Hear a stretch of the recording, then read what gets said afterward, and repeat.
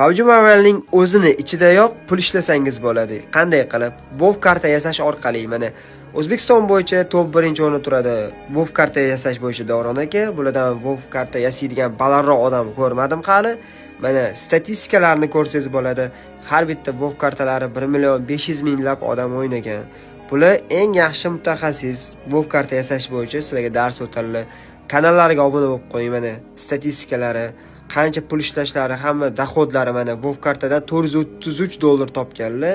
Ya'ni yechib olinadigan alohida balans bor. Har bitta WoW karta yasaganlari daromadga ishlaydi faqat. Bundan bemalol sizlar o'yinning ichidayoq qilsanglar bo'ladi. O'yin ichidan o'zi yechib olsangiz bo'ladi Visa karta orqali.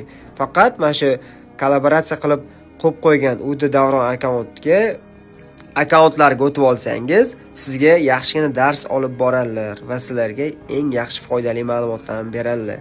Lekin bu prosta tak siz uchun yaxshigina daromad hisoblanadi. Hamma har xil yo'nalish bo'yicha ketyapti. Mana birinchi o'zlarini yaratgan, kechagina yaratgan WoW kartalarni o'ynab ko'ramiz. Faqat zerikanda 8 talik padbor qilib o'ynasangiz bo'ladi. Mana boshlanib ketdi ichkariga kirib, mana Davron akaning anaqasi WoW kartasi 4x4 406 shablonli yozib qo'yilgan.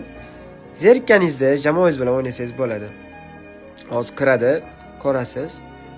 Hamma elementarni mayda-chudasigacha o'rgatadilar. Mana ko'rishingiz mumkin, uje mana kirib bo'ldi. Endi sekin o'yin boshlasak bo'ladi. Bu yerda, misol uchun, nok bo'lib qolsangiz, baliq otib, joningizni o'zi turg'izsangiz bo'ladi. Hamma narsa imkoniyat bor. Faqat shu akkauntga podpiska bo'lib obuna bo'lib qo'ysangiz, o'rgatib boradilar hammasini.